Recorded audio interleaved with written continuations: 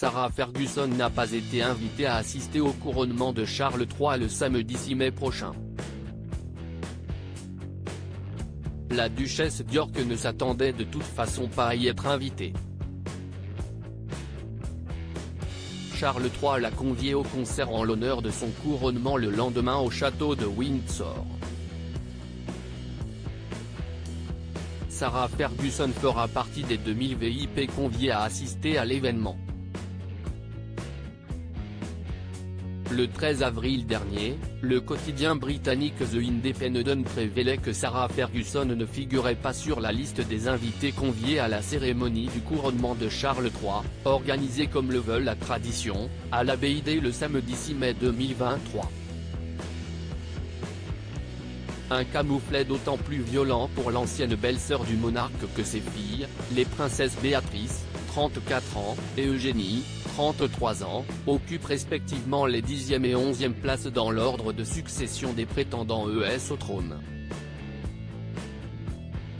Divorcée du prince Andrew, frère cadet de Charles III, depuis 1996, la duchesse d'York devrait devoir se résigner à regarder l'événement historique sur sa télévision. Une source bien informée certifie à nos confrères du Sun qu'elle ne se serait jamais attendue de toute façon à recevoir le carton d'invitation tant convoité. Selon certaines informations relayées par le Daily Mail, Sarah Ferguson compterait néanmoins parmi les VIP du concert organisé en l'honneur du roi le lendemain de son couronnement. Celle qu'on surnomme Fergie rejoindrait ainsi son ex-mari et ses 2 filles sur la pelouse du château de Windsor où sont déjà attendus 2000 convives. L'initié mentionné par le Sun commente, elle est ravie de se joindre à la grande famille pour le concert du couronnement. Les premières têtes d'affiche de l'événement ont d'ailleurs déjà été annoncées.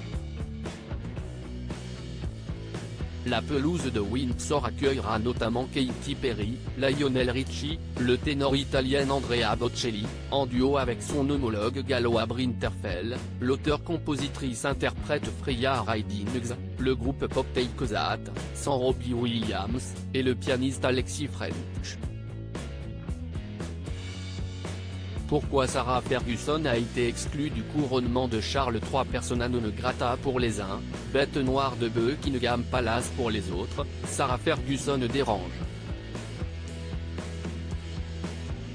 La duchesse d'York provoquerait des commentaires dangereux dont Charles n'a pas besoin, analyse l'ancien journaliste de la BBC Tom Bower dans les colonnes de Mail Online. Pour sa part, le commentateur royal Richard Fitzwilliam salue la décision extrêmement sage du monarque, car Sarah Ferguson a été une source d'embarras pour la famille royale pendant de nombreuses années. Malgré tout, le journaliste Omid Scobie, proche de Meghan Markle, déplore sur Twitter, si est un peu cruel, non? Peu importe, l'ex-femme d'Andrew a participé seule à sa chute en raison de sa conduite passée, selon Tom Bower. On se souvient notamment de cette série de clichés très embarrassants où on la voyait en train de se faire sucer les orteils par son conseiller financier John Bryan dans sa villa de Saint-Tropez. À propos de l'auteur Arvandel et passionné d'audiovisuel, j'écris sur Closer depuis 2016. Jamie aussi raconté les mésaventures des têtes couronnées et connaît par cœur la série Seinfeld.